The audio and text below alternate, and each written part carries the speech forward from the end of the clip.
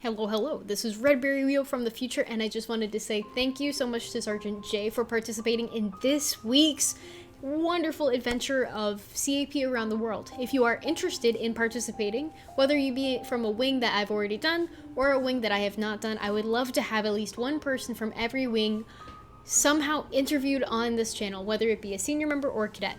If you are a cadet, you first need your parents' permission, and if you would like to do it, please email me at redberrybusiness@gmail.com. So that's all I'm going to say, and let's go ahead and get started. This is my second time doing this, so no pressure or anything. I had a very fun time talking to Cadet Captain McDaniel because she had a lot of experience with like the National Blue Beret, NCSA, and she talked a little bit about cybersecurity stuff. So if you would like, we can talk some about your CAP experience, maybe talk about how you got into CAP, and if you have any like highlights or special memories that you'd like to share, or like specific leadership lessons, or anything in general, I'm more than happy to talk to you about. I want to have a fun conversation about like what you've learned or just interesting things about CAP. Does that sound good? All right. Yep. Cool. Why did you join CAP? It all started when I was very young, about like 8 years old. Wow. That's when I went on a flight from, on a like 6 or 12-hour flight, I believe, to California from the Middle East. Wow. And I went alone with me and my sister. My sister was around 10 and I was 8. So we had to have like special flight attendants. Mm-hmm. And I remember getting the window seat on the left side, and I would just look out and see how the ailerons moved, and after every single flight after that, I would pretend like I had the yoke in front of my seat, and I would adjust it accordingly. I would later go on to download apps and all of that, so I got really into aerospace. Then after that, it took some years. I didn't really get into it or anything. And then I always had this military kind of outlook. So I started looking, and then school started talking about college and stuff, so I started looking things up, and then I found out, hey, there's the United States Air Force Academy.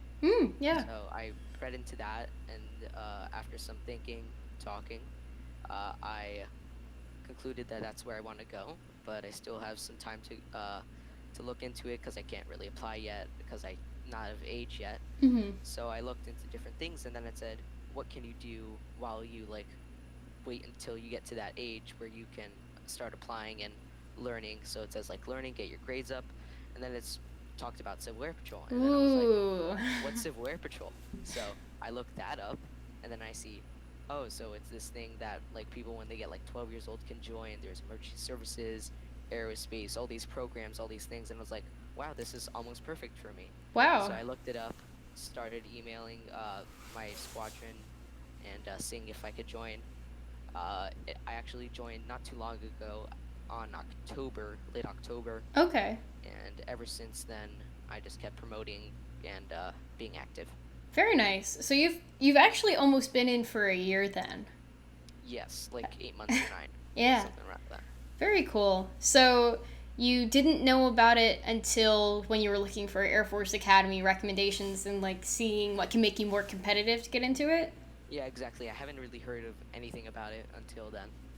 Okay, that's cool.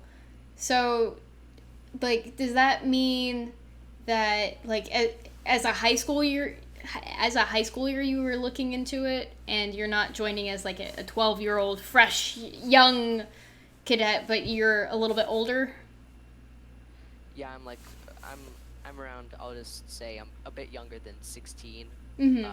So when I was in middle school, we had this computer homework to look up colleges and fill out an Excel sheet. So smart.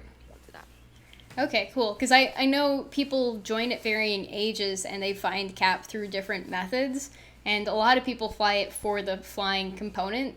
And I'm surprised that you didn't find out about it earlier, because I thought you were going to say, when I was 12 years old, I was like, I want to fly, and you got to do an orientation ride, because some people do that.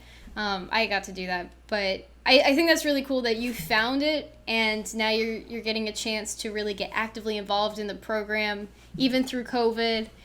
and hopefully, I really hope you get into the Air Force Academy. It's very competitive, but So do I, yeah. So it says on the website.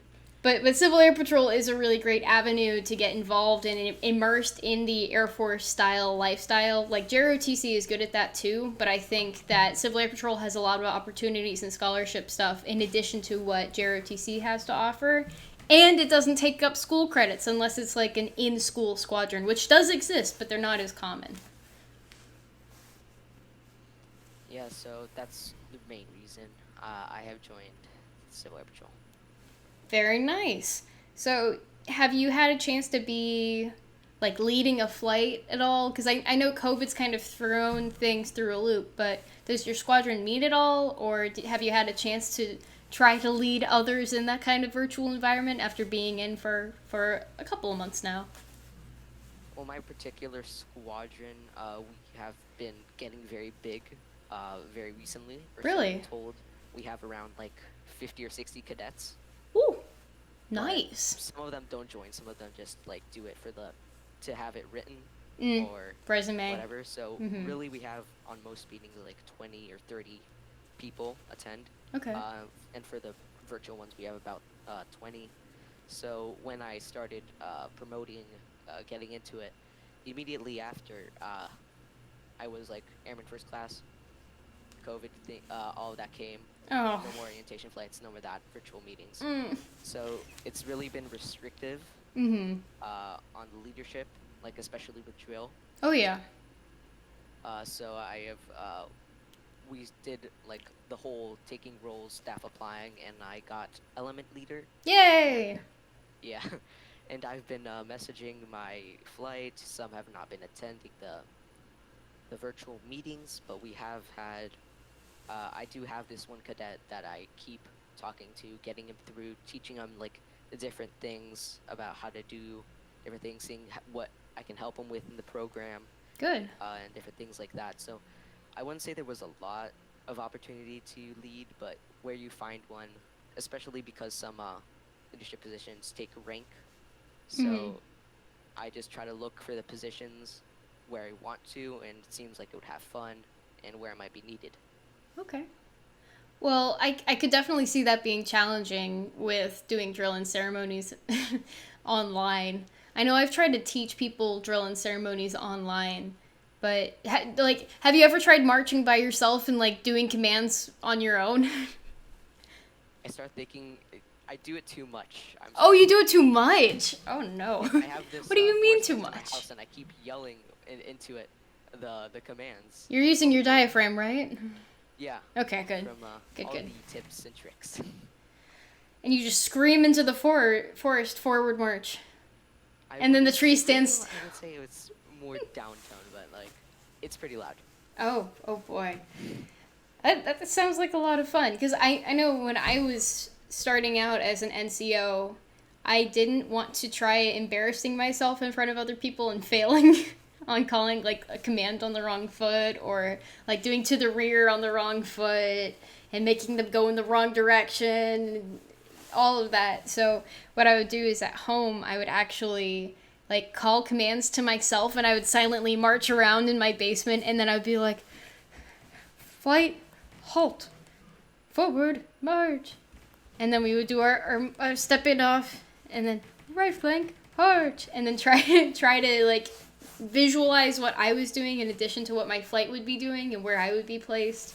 And it was a lot of fun, but I was doing it by myself because I didn't want to embarrass myself. So if you want to keep practicing and be an excellent leader, practice is always key, and repetition can really help with that. So I hope you continue with Civil Air Patrol in terms of being loud with your diaphragm and leading drill. I hope I can actually, since I haven't done the complicated things like columns and stuff in real life with the flight, since that's when I left off into the whole isolation. Oh. And I really hope that all the practice I've been doing for myself will pay off. Do you know what the difference between column and line formation is? I know I'm putting you on the spot. Yeah, I'm trying to think. You can do it. You got it. columns is horizontal, I think. Horizontal. Columns is horizontal. Can you Column. explain? Okay, so when it's comma files, are we talking about column files? No, I'm just talking about the general formation. Like, what's the difference general between formation. line formation and column formation? Yes. So generally in my squadron, we did a lot of element leader on the right, and the rest of the cadets. There was about 5. So I think that would be an element. So an element is well, that's an element, and a column is straightforward. So from front to back, right? It's close. It's very close. So when you first fall into the flight and the element leader is on the right, then that is called line formation. So if you go to encampment, they always follow you in line formation first, and then you do a right face, and the element leader is the furthest forward person now, and that's called column formation.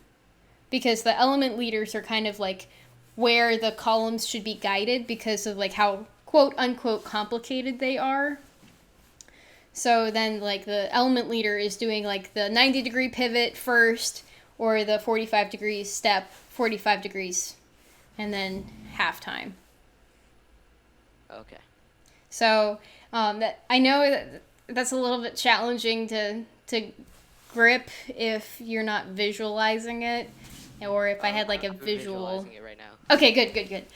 So that's the difference between the two. I like leadership learning moments. So I didn't mean to put you on the spot there, but I think it can be really helpful, especially if you're the element leader, knowing that you aren't supposed to call a column movement when you're in line formation.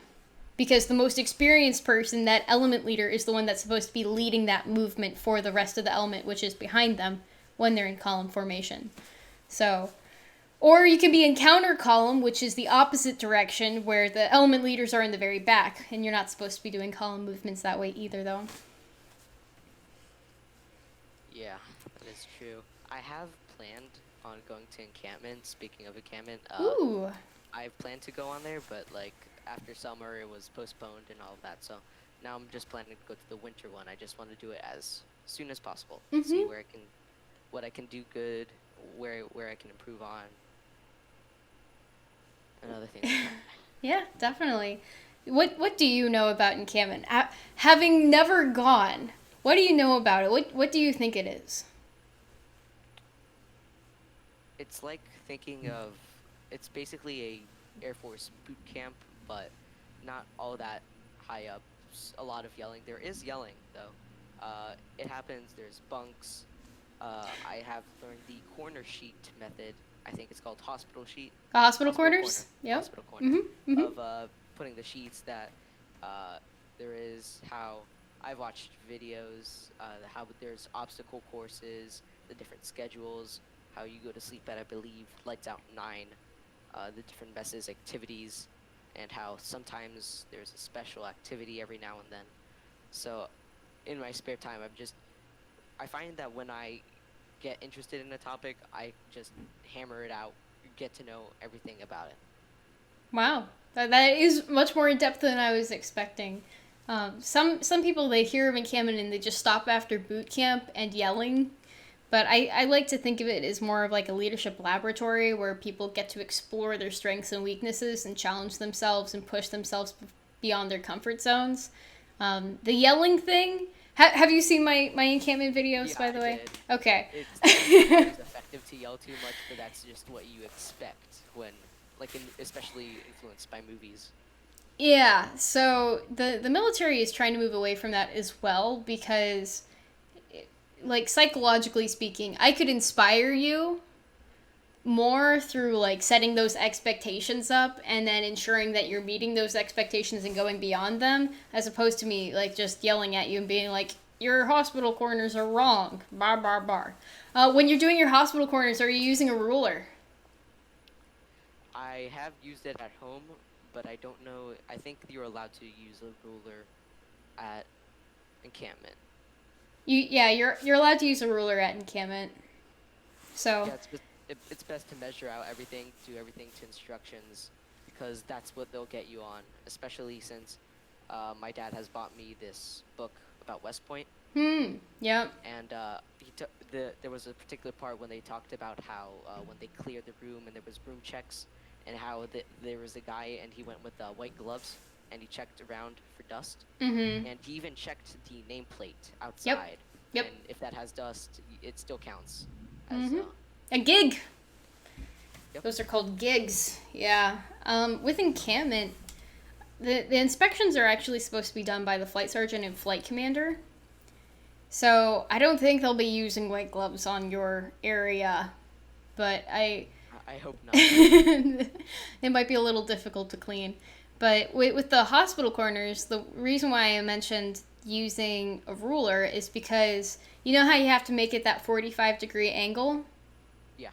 So if you take the sheet and you have it laid flat, you first tuck in the opposite end of the head end, right? And you make sure that it's all measured on top and stuff, right? Yeah. Once you have tucked that end in and all the measurements are right at the top end, then you tuck that underneath the end and you lift up the sheet on the side of the bed, and then you can lay it flat on top of the bed and put the ruler flat against the edge of the bed, right? Are you following? Weird visuals. Okay, and then you take the sheet and then you make sure that it's a 45-degree angle, and then you rest it on top of where that ruler is resting on the edge, and then you can tuck it in really, really, really tight. And that 45-degree angle should be perfect because of that ruler holding that edge stiffly and you creating that 45-degree angle before tucking it in. Pro tips. Okay, yeah. It's been a bit hard to follow, but I think I get it. I think I get it. Well, I could do a visual, maybe. No, I don't. I can't do a visual here. I don't have resource. Wait, do I? No, no, I don't. Man, if only I had a local bed right here to do it with. I don't think I do. Well, shame. Well, it's okay. Maybe I'll do a video on it at some point and be like, Nadav, I have created the perfect hospital corner just for you. Sorry, that probably was a little bit confusing for me to explain. But like I did live in an ROTC Corps of Cadets lifestyle for my freshman year of college, and we had to do hospital corners every single day. In addition to being a full-time college student, which was a pain in the butt, and that's how the Air Force Academy is going to be. But I think they're a little bit more strict with their standards. So, good luck. Do you have a favorite CAP memory? I should say it that way. Yeah. I think for time I have a few. Okay. So Okay. I'll start with the good old flight one. The first orientation flight I had. Okay. The only orientation flight I had. Oh. So far. That so we got to the airport. There was supposed to be another cadet, but he wasn't there, and I guess he couldn't make it. But I mean, it was all more fun to me because I got a guaranteed spot in the front to get to fly. Nice. So when we got there, and I started getting, like, when we were in the air and I got the controls, I was just holding on to the yoke and looking straight ahead of me, and I just remembered everything I knew about planes, the things I learned from phone applications that like maybe cost money and weren't all that good, to people I saw playing flight simulators, all the way to seeing videos on YouTube about how people flew, and also I got to visit once inside of a 747 cockpit. Nice. Because my family had connections. Oh, cool. But anyways, the moment I got to, he told me, okay, do a turn to heading like 180. And you did it? I did it, and he said that after the end, that he told my dad I was doing perfectly because I did coordinated turns with the yaw. You know coordinated turns, and that was your first orientation ride? Yeah, I knew. I actually looked up videos about the cockpit, where the ball was, like, stepping on the ball. That was in the instruments, the gyros, all of that. I just felt very prepared. That's fantastic. I'm very impressed. Well done. I didn't fly coordinated for a few hours when I was learning to fly. So you doing that on like one of your first flights. That's really awesome. Are you going to be a pilot? That's my goal. Okay. You need to fly with CAP, finish your orientation rides, and get flight scholarships. Yeah, I looked into all of those, the wings project and all of not project The Wings I forgot program. yeah, wings program. Yeah. And I looked into all of those, but I have to wait. Then my dad offered to take me to flight school, but then I have to wait. Not of age yet. Yeah, I think it was really helpful for me when Civil Air Patrol was like, "Hey, flight scholarships," and I was like, "Sure, I'll throw my name in." And then they gave me flight scholarships, and I was like, this was not expected, and I have money now." Like me personally, I wasn't planning on getting my private pilot's license at all. I was planning on just kind of like doing a few flights, getting to learn how planes work, and then if I wanted to go into the Air Force, like you're more competitive the more flight hours you have, even if you're not doing a pilot slot. So I was like, sure, I could potentially use these to be more competitive getting in. And then it ended up being that I liked flying with the person that I was flying with, so I was like, hey, flight instructor's amazing. I'm going to keep doing it. And I actually received enough flight scholarships through CAP that it got me past 50 hours of flying, and then I had to finish myself the rest of the way, but it was still really super duper awesome that Civil Air Patrol provides those scholarships. And there's a ton of other flight scholarship opportunities out there, like memorial scholarships and through different aviation clubs. So don't forget to look at those too. Yeah, it's definitely going to be a big help getting that private pilot's license. And you could also do the National Flight Academies. They get you up to solo at least. Yeah. When they do them. Not this summer. Which is too bad. Unfortunately not. Yeah. You could go to the one in Blackstone, Virginia at Fort Pickett. Oh, the facilities there are fun.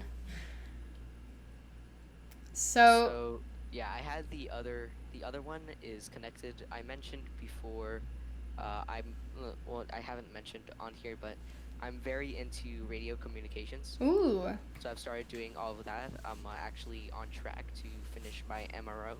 Oh, nice. And after that, I'm doing my CUL, hopefully. Okay, and GTM. for people who don't know what those things mean. MRO is a mission radio operator. Basically, mission base. If you're in a mission, that's who you talk to on the radio. If the ground team is talking and getting their orders through the radios, they can get it through mission radio operator. And above the mission radio operator is the CUL, which is the communications unit leader. Higher above the MRO, lead all the MROs or the communications segments. Very good. And area. Thank you. And GTM, to who didn't know, ground team member. Okay, thank you. I appreciate that. So you're saying that you are... I was working towards those recently, so I have the interest in communications, and I've also wanted to get a radio in my home so I can attend the nets on like the actual radios. But I've gotten this opportunity meanwhile that I can still do through this app called Zello that you can download on your phone. So my wing, Pennsylvania wing, and specifically my group, is doing this test, or like an introductory kind of nets, controlled nets, that let cadets try to dabble in with radios, even without having like an actual radio, and just practicing formal messages, which you can do. Net control, which are the people that control the nets and tell people what to do and direct them. And you also have different people and stations that can respond in and practice, especially with the phonetic alphabet. That's what we've been using quite a lot. Oh, nice. So during one of the Zello nets, it was supposed to the person that was directing the nets and like being the supervisor there, they couldn't make it. Oh. So they had to cancel the net.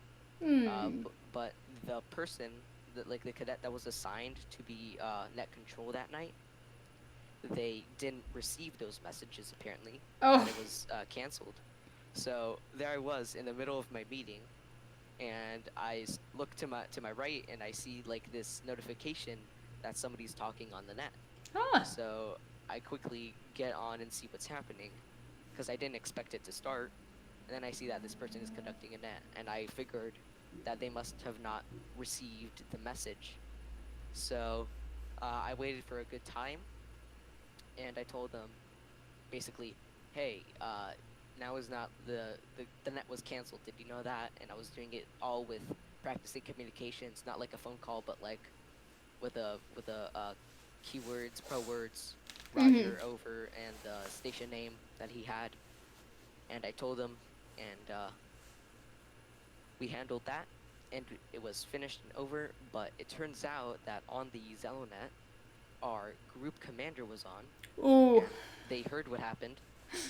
So a lot of my squadron and the whole group, and apparently I was told in my recent board meeting for my promotion, I was told that they heard that, and it was brought up in the staff meeting.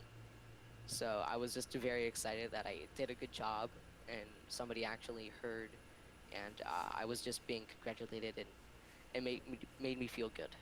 Nice. That is a good moment. Like, to be proud of being able to really implement and practice in a real situation. Well, I don't want to say real situation, but in that kind of scenario, and being able to be recognized for what you have learned and what you have practiced. So, well done. That's fantastic. Thank you. I know, I think my wing does a little bit with radios, but it may not be as in-depth because you genuinely need a radio in order to tap into their comms net when they're doing practice. So that's cool that your wing has that set up.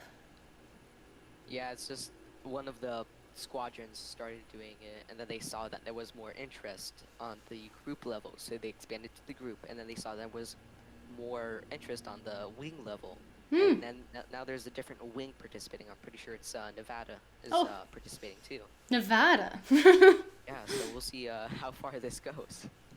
Maybe it'll become a national thing where all wings are doing it. Maybe. That would be really cool. Yeah, but hopefully it works, especially with time zones and. I feel like it could. It probably will, but I don't know how far it's gonna make it. Like if people on the West Coast could communicate with each other, people on the East Coast could communicate with each other, and there would be like different timestamps for the different time zones that want to jump in and collaborate. That might be cool. Yeah, that Who would knows? be definitely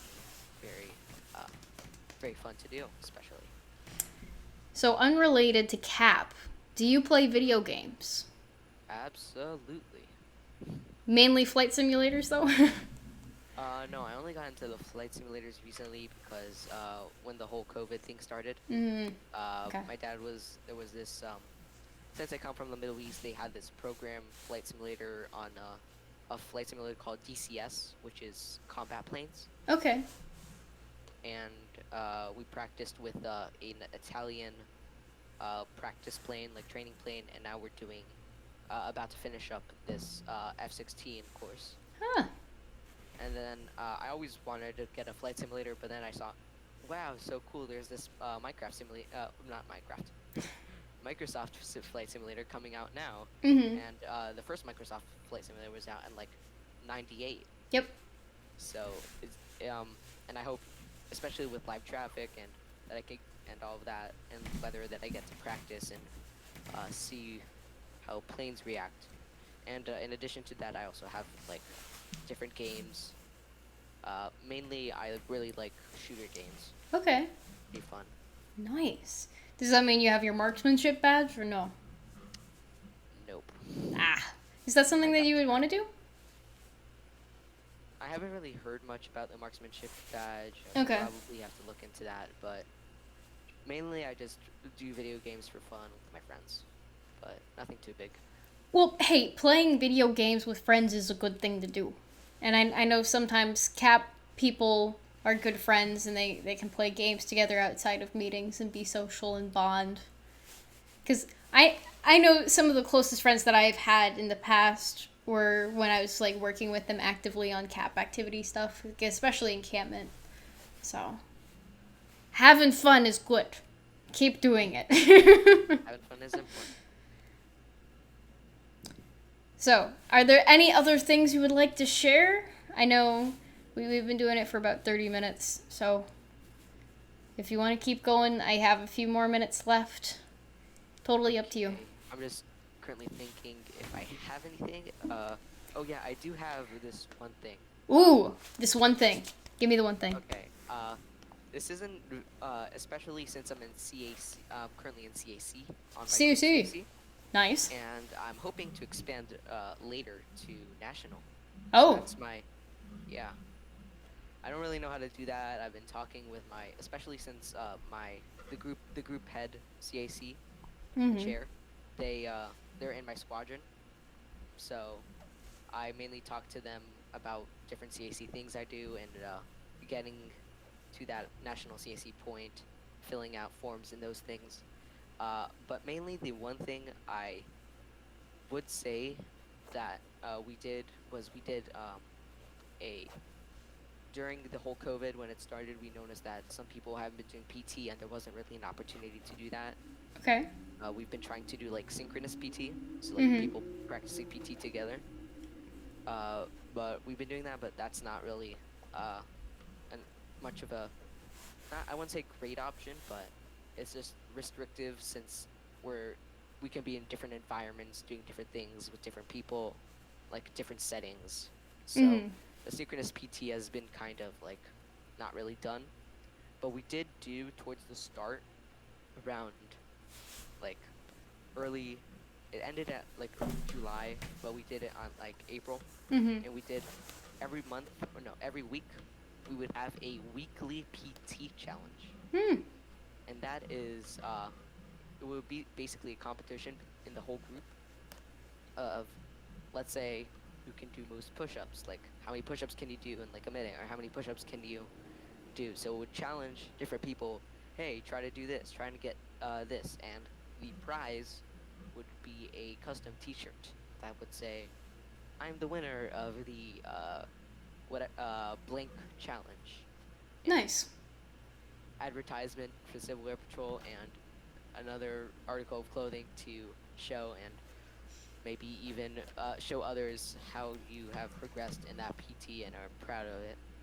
So we had that go on for a while, and I wouldn't say it was a major success because it had to be like ended after a while, because after a while people they just didn't want to do it anymore. There wasn't many people that wanted to do it, and we were getting to the end of it, so we just ended it.